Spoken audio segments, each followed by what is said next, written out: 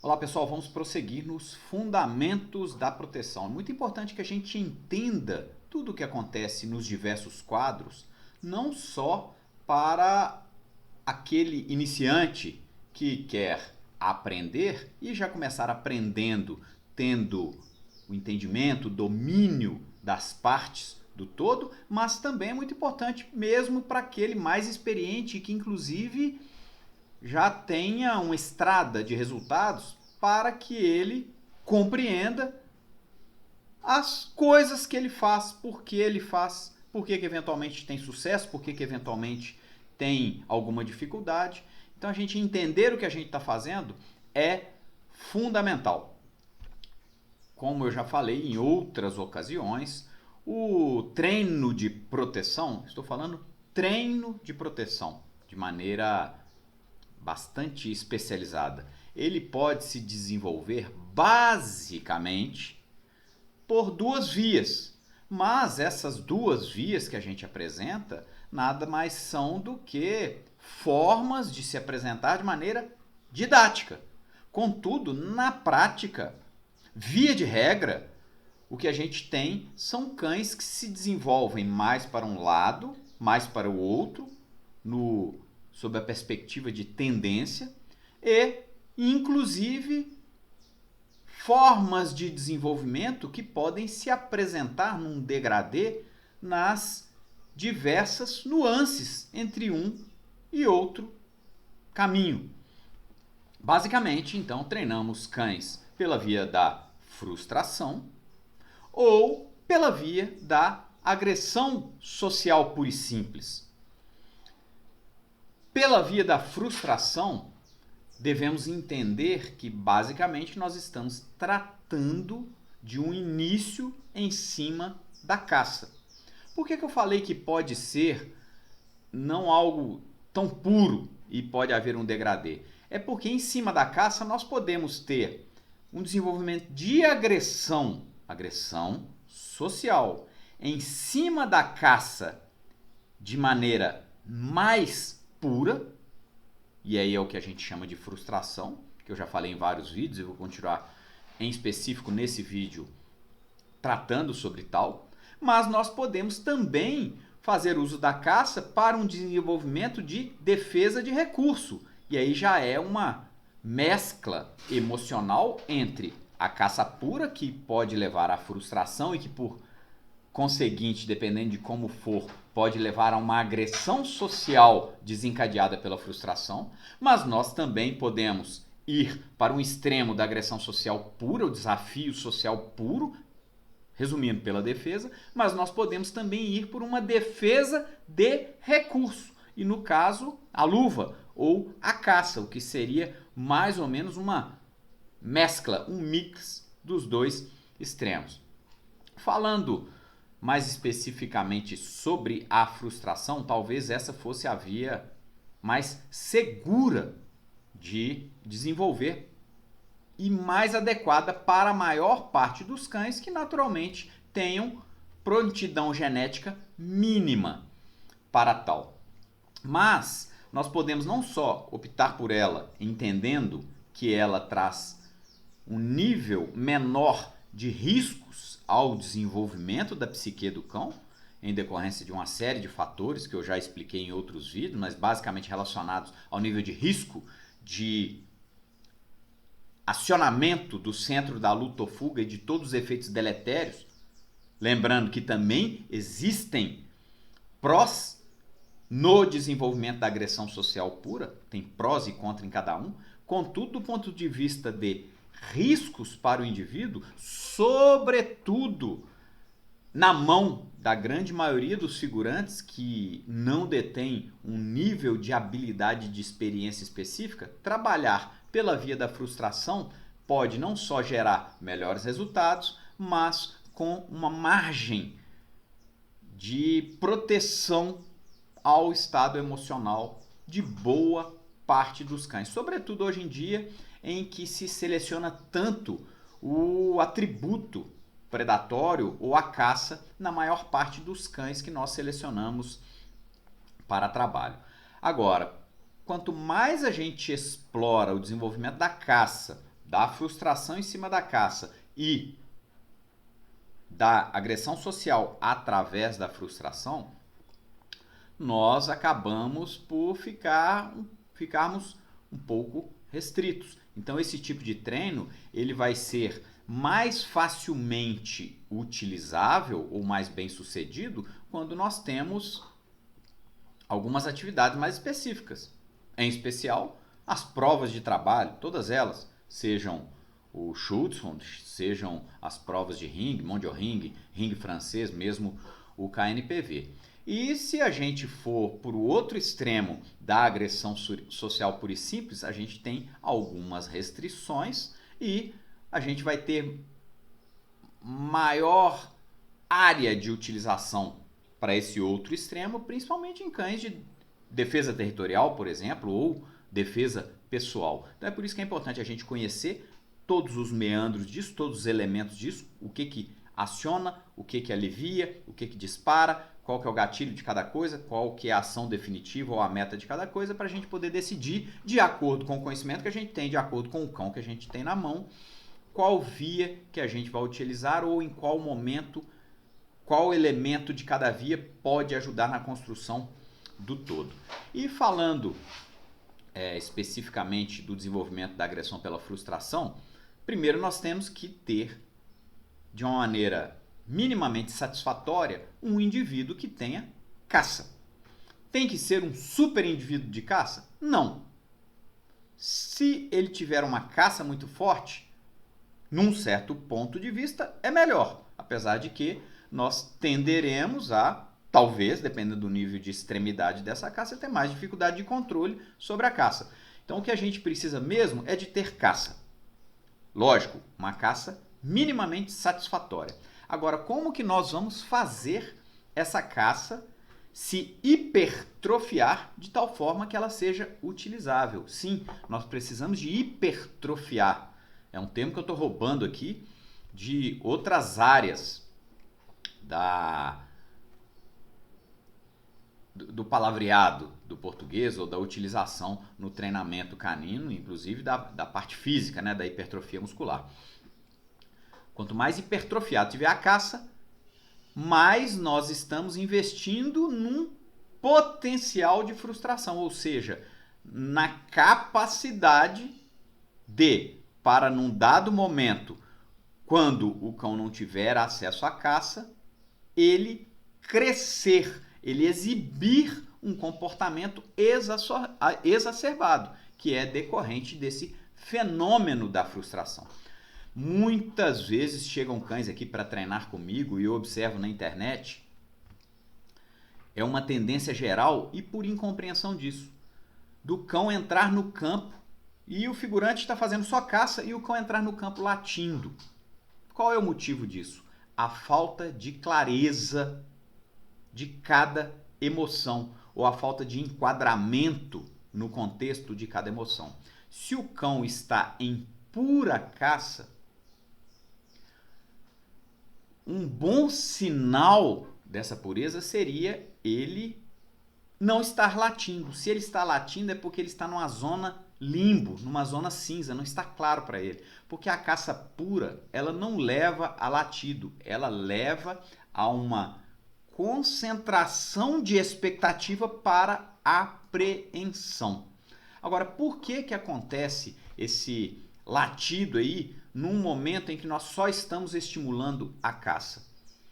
Por uma série de fatores, é lógico, que dependem também de variações individuais, mas normalmente essas variações individuais são incentivadas pelo treinamento.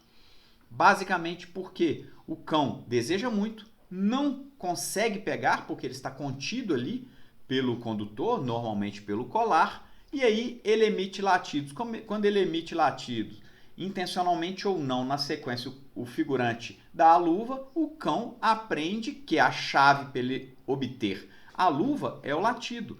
Mas a questão é que esse latido emitido durante uma fase de estimulação com a caça, ele criará problemas de compartimentalização das emoções na medida em que a gente quiser ter um treino mais sob nosso controle. Então a primeira coisa que nós temos que tentar desenvolver é, se tem caça se movimentando, o cão tem que calar a boca. E quando ele tiver com a boca calada, aí sim a gente recompensar. Dessa forma, a gente recompensa uma emoção mais pura em caça. E aí a gente começa a clarear e separar a caça da agressão. Um outro ponto importante é que as pessoas, na tentativa de andarem com o treino e tentarem ver um treino mais bonito, mais parecido com a fase final, já tanto condutor quanto figurante já vão para alguns cenários que gerem latido. Então o cão vem latindo e no que vem latido, de repente, o figurante normalmente dá uma orientação e o condutor para com o cão, e no que o condutor para com o cão, o figurante provoca, aí o cão late reativamente, late também porque ele já estava numa onda anterior de latido, e aí no que late, o figurante dá a luva e aí fica tudo muito embolado. A questão é que se nós estamos trabalhando pela caça para desenvolver frustração, vamos lembrar que reações emocionais não são reforçáveis. Sim, podemos ter comportamentos ativos que nascem, e é o mais comum, de, inicialmente, reações emocionais e comportamentos reativos. A questão é que nós podemos aproveitar melhor isso. Como? Se eu sei que comportamentos reativos não são reforçáveis, mesmo sabendo que eu posso iniciar em comportamentos reativos, eu devo inteligentemente desenvolver comportamentos ativos para aí sim eu reforçá-los, para aí sim eu hipertrofiá-los. E isso, que é uma receita geral, aplica-se aqui especialmente à caça. Se eu quero uma caça hipertrofiada, eu devo trabalhar mais numa caça reativa ou numa caça ativa? E aí entra uma outra questão importante. Essa nomenclatura ativo e reativo, principalmente o reativo, ela foi meio que sequestrada pelo excesso de uso para quase que exclusivamente para uma resposta de agressão social reativa. Os cães são reativos, sim, não está errado esse uso não. A questão é que o termo reativo ele pode, assim como deve, ser utilizado para qualquer tipo de comportamento. Um comportamento que, para ser exibido, precisa de uma estimulação do meio, ele é um comportamento reativo, mesmo que exista a possibilidade de sua expressão também ativa. Mas enquanto ele só existe porque houve um gatilho no meio que o acionasse, ele é um comportamento reativo. E na caça é a mesma coisa. Se o cão precisa de uma agitação com a luva, por exemplo, para ele entrar em predação, essa caçada é, nesse momento, reativa. Contudo, se ela é apenas reativa, ou seja, se só está havendo estimulação do figurante, seja com bite switch, seja com jambier, seja com a luva, ela é uma caça reativa. Se ela é meramente reativa, ou se ela tem um grande teor na sua composição de reatividade, nós teremos pouco espaço para desenvolver o reforço, porque nós só reforçamos comportamentos ativos. E aí é que entra uma observação importante. Nós devemos não só permitir com que o cão desenvolva a sua atividade em caça, como ter o cuidado para não dar bobeira e não permitir que ele aprenda a resolver o problema de atingir a caça pela resolução de conflito abrindo latido. E é o que mais acontece. Se eu quero, então, uma boa frustração, encher o copo da frustração do meu cão para quando eu abrir a agressão, ele realmente abrir, eu tenho que ter um copo grande e cheio de potencial de frustração. Como que eu vou investir nesse potencial de frustração nesse quadro? Criando muita atividade em caça. Se eu tenho uma caça ativa e não reativa, eu tenho uma caça recompensável, reforçável. Quanto mais eu reforço essa caça, lembrando, eu só posso reforçar a fase ativa dela, mais forte, mais previsível é essa caça. Então eu estou investindo lá na frente no potencial de frustração. E aí, quanto maior é esse copo, essa garrafa cheia de uma caça ativa altamente recompensada nas repetições, mais eu tenho esse potencial para, quando eu abrir a agressão, essa garrafa explodir em decorrência do acúmulo de energia ali. Como que eu vou fazer isso? Basicamente ensinando o meu cão a caçar. Esse é um termo que a gente tem utilizado nos últimos anos, principalmente nos aprendizados com os maiores figurantes que nós temos no mundo aí nos últimos anos.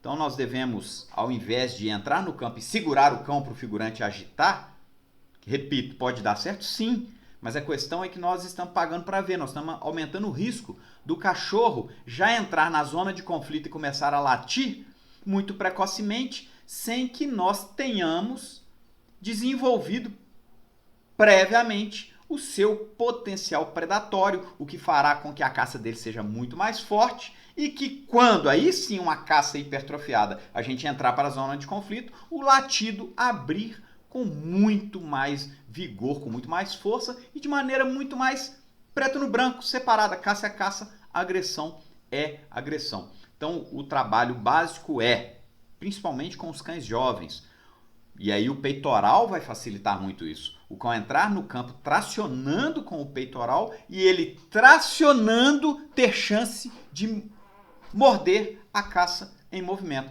Então o figurante se movimentando continuamente para trás, puxando a caça, arrastando ela no chão, porque arrastando ela no chão aumenta o componente predatório, ao contrário da caça estar no braço, porque aí entra mais o componente humano e você diminui um pouco o componente predatório. Então a caça arrastando no chão, o cão lutando para pegar a caça. Aí o condutor tem que ter uma finesse na mão para poder dar ao cão a sensação que essa luta do cão está quase que arrebentando a guia atrás, e durante essa luta o cão arrebenta a guia e consegue predar aquela caça que estava em movimento. Isso tem que ser desenvolvido muito bem antes da gente preocupar em travar o cão para o cão entrar em latido. Por quê? Porque quanto mais eu desenvolver atividade em caça, maior vai ser o meu potencial de frustração e mais fácil e mais poderoso vai ser o momento de virada para o latido, quando aí sim o condutor travar o cão e o figurante recolher a luva ou o pillow ou a caça, qualquer que seja, para trás. Então, investir na atividade em caça. A gente começa de maneira reativa, ou seja, eu estou puxando a caça para trás, correndo continuamente. O condutor vai correndo mais ou menos na mesma velocidade que eu e dando ao cão a sensação que ele vai morder,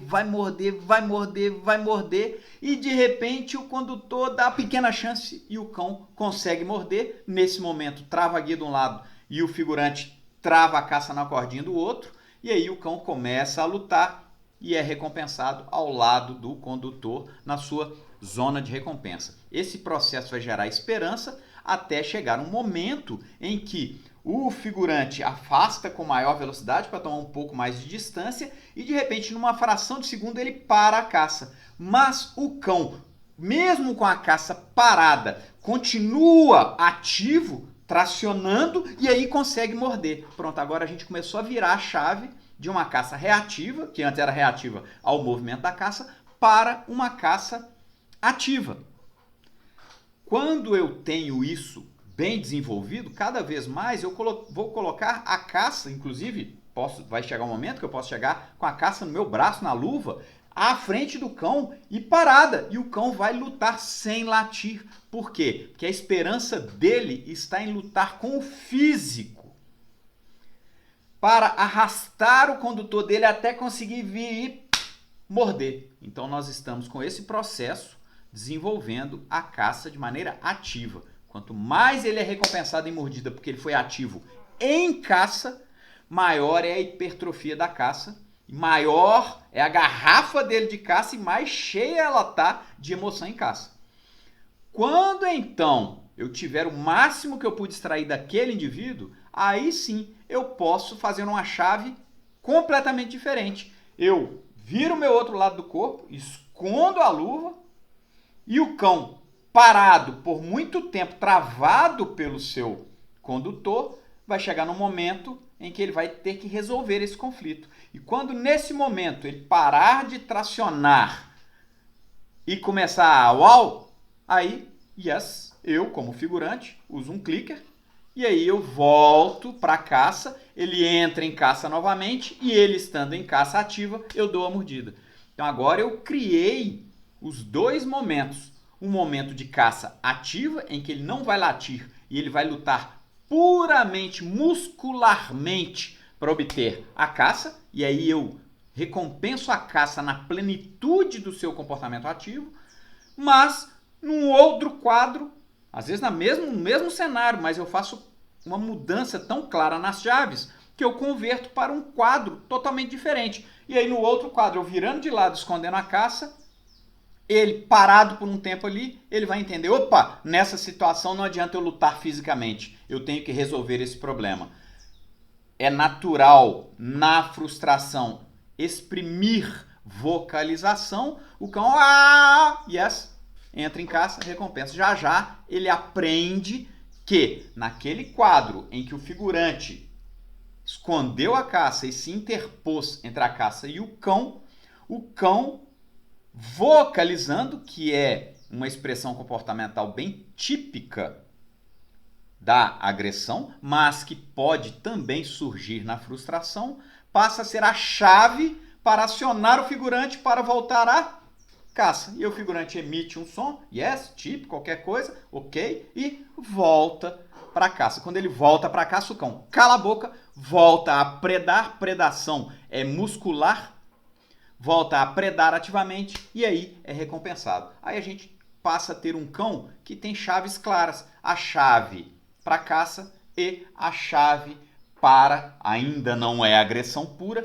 mas para a abertura da agressão. Na medida em que os latidos vão se abrindo e deixam de ser meramente expressões reativas de frustração, mas passam a ser latidos intencionais, aí a gente pode aumentar ou não, dependendo do figurante, dependendo do cão, o nível do confronto social. O cão começa a ver que o figurante ali é um competidor pela caça e que ele precisa exibir expressões de confronto, de agressão, para que esse figurante se renda. E aí o figurante, yes, e entra para a caça. Como o cão não tem medo do figurante, porque o processo todo foi feito em cima de vitória, ele simplesmente esquece aquele confronto anterior e entra aprofundando-se na caça de uma maneira ativa.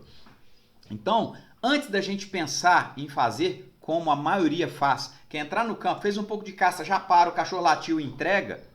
Se a gente quer um cão mais poderoso, vamos investir um pouquinho mais na caça anteriormente, vamos desenvolver mais a caça reativa, depois, aos poucos, converter a caça reativa em caça ativa e só depois de muita experiência de luta contra o peitoral e vencer, a gente passar para uma caça ativa e muita experiência de recompensa lutando em caça ativa, aí sim a gente virar a chave para o que a gente pode denominar de zona de conflito, que é aquela zona que tem o figurante, o cão, e o cão vai ter que resolver esse conflito. E a forma dele resolver esse conflito é entrando em latidos que lá na frente vão redundar, de acordo com a forma que nós trabalhamos, na agressão. Então essa seria uma historinha básica de como se desenvolve a agressão por frustração, que nasce de fato de uma agressão redirecionada. Então é uma forma de redirecionamento da frustração, porque a frustração ela é um dos fatores desencadeadores de agressão.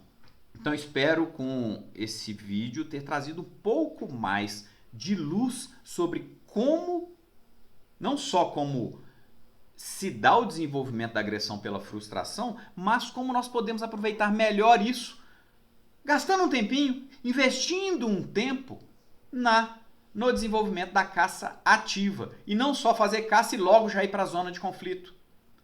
Vamos investir na caça ativa porque se a gente fizer o dever de casa, investir bem numa caça, não só uma caça reativa, mas uma caça ativa, lembrando que só a caça ativa é comportamento ativo e por isso só essa pode ser reforçada e aumentar a sua frequência e aumentar o seu poderio. Se nós fizermos esse investimento, quando finalmente a gente for para a zona de conflito, nós teremos uma resposta na zona de conflito muito mais evidente, muito mais clara, muito mais forte e nós teremos chaves claras de uma para outra e quando for para uma, ele mergulha em caça. Quando for para outra, ele abre o latido. Teremos um quadro pedagógico para o cão muito mais claro.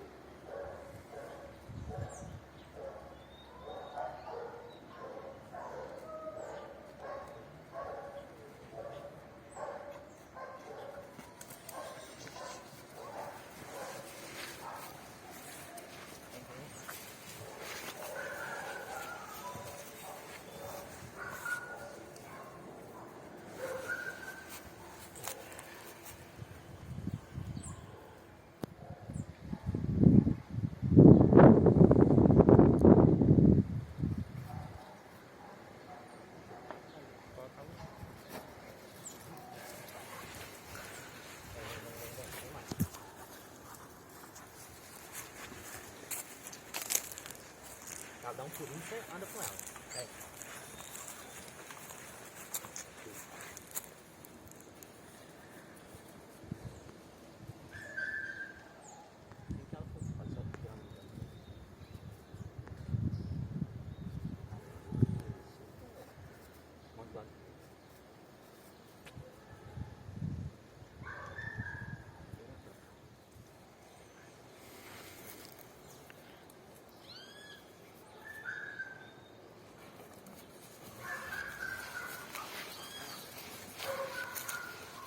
Vem andando, vem andando.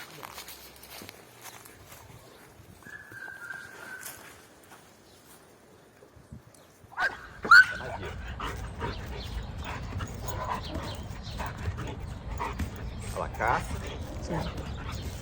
Se ele está em caça, eu tenho que dar chance para ele.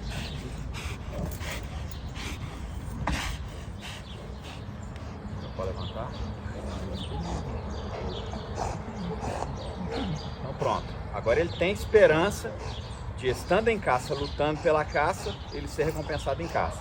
Já que ele tem essa esperança para fazer largar,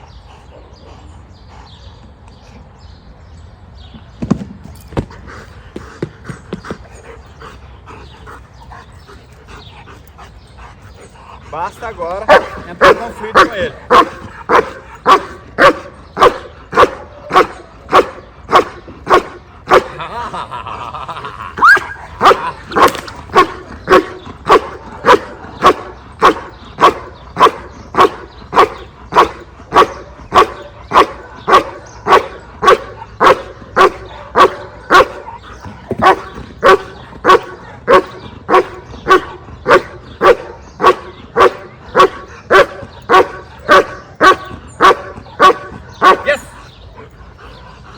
Resolve o problema social dele crescendo. E no que ele cresce, eu marco.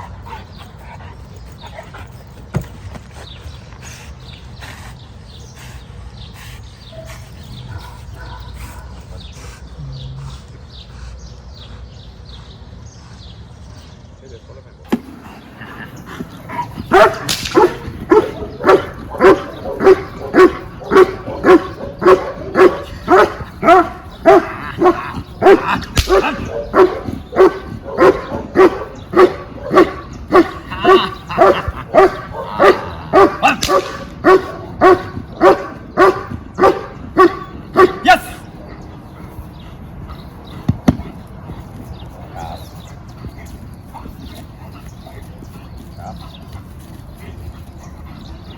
Tá vendo? Caça, ó.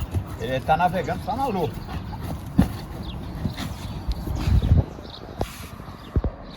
Mordeu. Agora ele vai entrar em atividade. Para ele entrar em atividade, eu tenho que ficar parado. Olha só. Vai começar a entrar em atividade, ó. Pronto, ó.